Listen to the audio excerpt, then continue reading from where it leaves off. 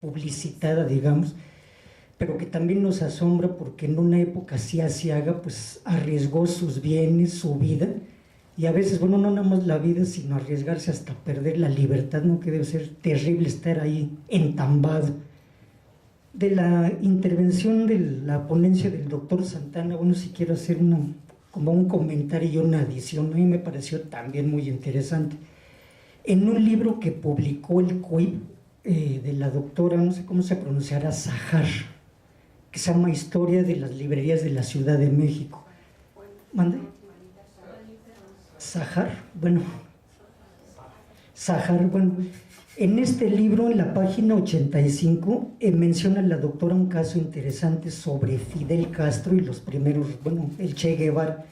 Y dice que se reunían con mucha frecuencia, prácticamente diario, almorzaban o cenaban en el restaurante Atenas, que está ahí en la esquina de Pensador Mexicano y Lázaro Cárdenas, el eje, allá a un lado del Teatro Blanquita.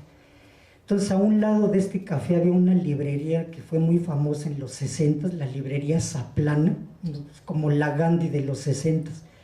Y dice la doctora Zahar que muchas veces, bueno, no de manera constante, pero a tramos, Fidel Castro sí iba allá a la librería y como había pilas de libros así de segunda mano, nuevos, se ponía a hojear muchos libros que hablaban de la Revolución Mexicana y en ocasiones llevaba una hoja y un lápiz y comenzaba a tomar algunas cosas y que le llegó a comentar al Che Guevara.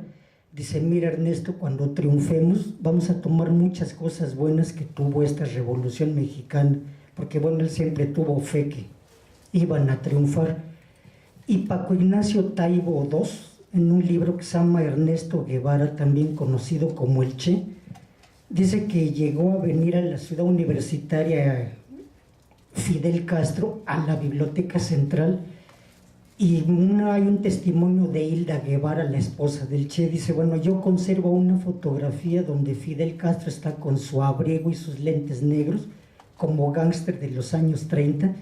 Dice, y algunas veces llegó a interesarse en consultar algún libro ahí en la Biblioteca Central que hablara sobre la Revolución Mexicana. O sea, no de manera constante ni congruente, pero bueno, se daba sus vueltitas a la Biblioteca Central. Bueno, pues muchas gracias y pues interesantes exposiciones. Sí, gracias. Yo comparto la idea contigo, me parece que ha sido sumamente espléndida, ha sido gratificante, ha sido verdaderamente sabrosa la plática, la crónica de los distintos aspectos y de verdad que es maravilloso poder observar tres ideas que me parece que hay en las exposiciones de nuestros colegas. Primero, la idea de cómo las sociedades, los pueblos, logran establecer arquetipos y referentes culturales respecto a otros movimientos, ¿no? La parte que usted nos comentaba, doctor, acerca de toda esta parte que se transmite, por lo menos en términos de imagen de la Revolución Mexicana y sus personajes y cómo estos a su vez dan vida a otros personajes a través de su vestimenta, etcétera. Estos referentes culturales que siguen circulando socialmente es una parte verdaderamente interesante. Esta otra idea que me parece muy novedosa, que es este sentido de análisis a partir de las redes de convivencia y de los intelectuales, que por supuesto ahora el concepto de red pues es un concepto absolutamente famoso y todos los días hablamos, pero cuando se hace este análisis de carne y hueso, este análisis de testimonio, bueno, uno se da cuenta que, claro, bendita tecnología, pero la parte bella del asunto es que sea de carne y hueso y que sea de estos personajes que nos ilustran mucho y nos habla también algo que a nosotros los bibliotecólogos nos apasiona mucho y es entender estos circuitos de información que conllevan conocimiento, que conllevan ideas y que dan origen a transformaciones de orden social y, claro, en el primer caso, de orden personal, ¿no? en la transformación del pensamiento. Y por último, esta parte tan hermosa que el doctor nos ha brindado en este vínculo de textos, ideas, consecuencias en términos sociales, verdaderamente me hacen pensar que hemos tenido una mesa espléndida. Yo personalmente les quiero agradecer por la bondad y por compartir estos conocimientos que ahora nos han dejado. Y la única preocupación que tengo es que algunos de mis colegas bibliotecólogos después no vayan a dudar también en ser parte de estos cronistas de América Latina, de esta historia de México que ustedes cuentan tan maravillosamente. Bueno, pues muchísimas gracias a ustedes. Esta es su casa. Sí, claro, adelante. Un pequeño comentario, inspirado mucho en la ponencia de Salvador Méndez. En 1914, Carranza comisiona a Isidro Fabela para que vaya a Estados Unidos a montar una red de simpatías antes para el movimiento constitucionalista. Y lo que hace Isidro Fabela es fundar una revista que se llama The Mexican Review, que es muy impresionante por el tipo de colaboradores que tiene, de altísimo nivel, y además escrita en inglés y en español. Y además el tipo de suscriptores, a quienes llega la revista, ¿no? Llega a todos el primer plano de la política norteamericana y de la vida diplomática en Estados Unidos, y es un instrumento muy importante del constitucionalismo en Estados Unidos, donde libró una batalla crucial para llevar adelante la revolución. Y bueno, ahora que nos hablaba el doctor Méndez sobre la importancia del trabajo intelectual, de solidaridad y de apoyo que se desarrolló en Inglaterra, pues bueno, toda proporción guardada, Estados Unidos de alguna manera jugó ese papel en la Revolución Mexicana, también despacio, sobre todo después, al principio no, pero despacio, propicio para la relación intelectual. Bien, sí, claro, adelante, por favor. No, hay un comentario ahí a lo que señalaba el colega Mauricio, ¿verdad? Vargas. No, Víctor. Víctor. Sí, sobre lo del Che y de esto que se conocieron, la librería Zaplan, yo creo que era una librería muy importante. En efecto, hoy es yo la conocí de niño, porque iba yo a consultar ahí, pero estaba en el eje Lázaro Cárdenas, junto a lo que era el Cine Avenida.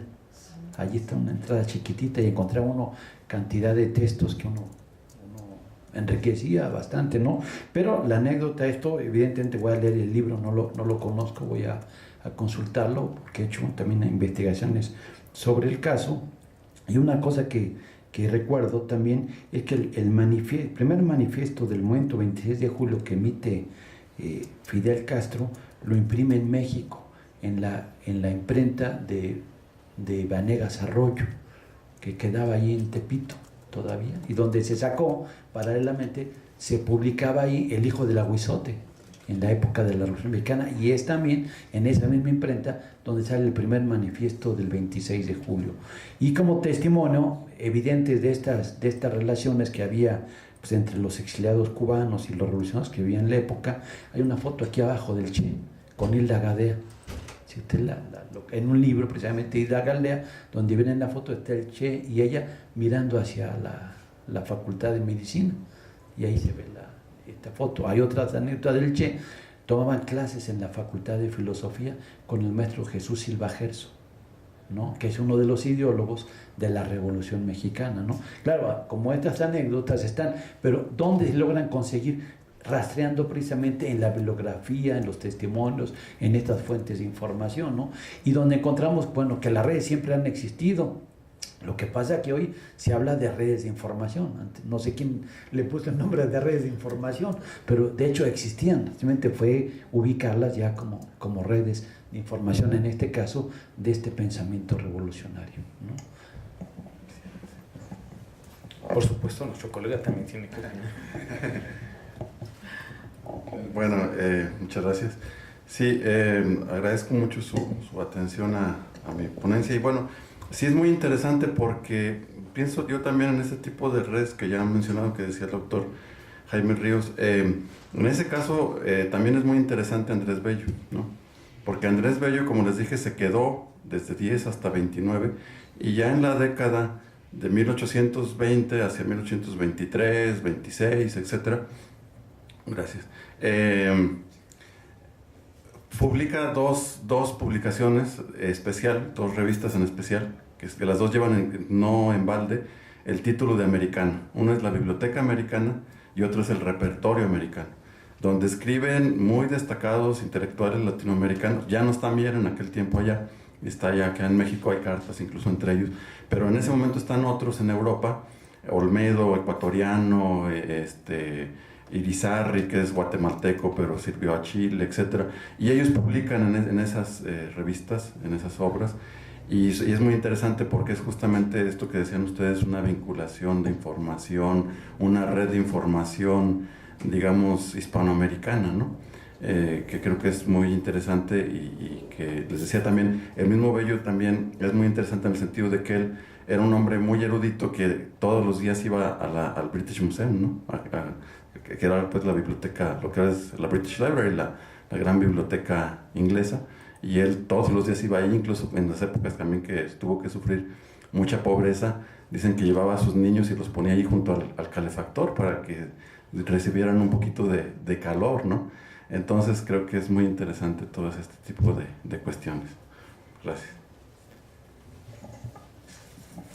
Bien, pues solo me resta reiterar mi agradecimiento a los colegas por su participación, por compartir su conocimiento, por darnos una perspectiva que para nosotros es fundamental sobre el vínculo ideas, textos, bibliotecas, libros fundamentales, y sobre esta base ampliar nuestra comprensión sobre los fenómenos que nos son tan cercanos, sobre todo en este centenario, bicentenario, y nos da una perspectiva de identidad también muy, muy importante, sobre todo porque nos acerca también a una visión del trabajo del bibliotecólogo en relación con historiadores, politólogos, cuya riqueza, bueno, se observa y creo que esta mesa lo testimonia como tal.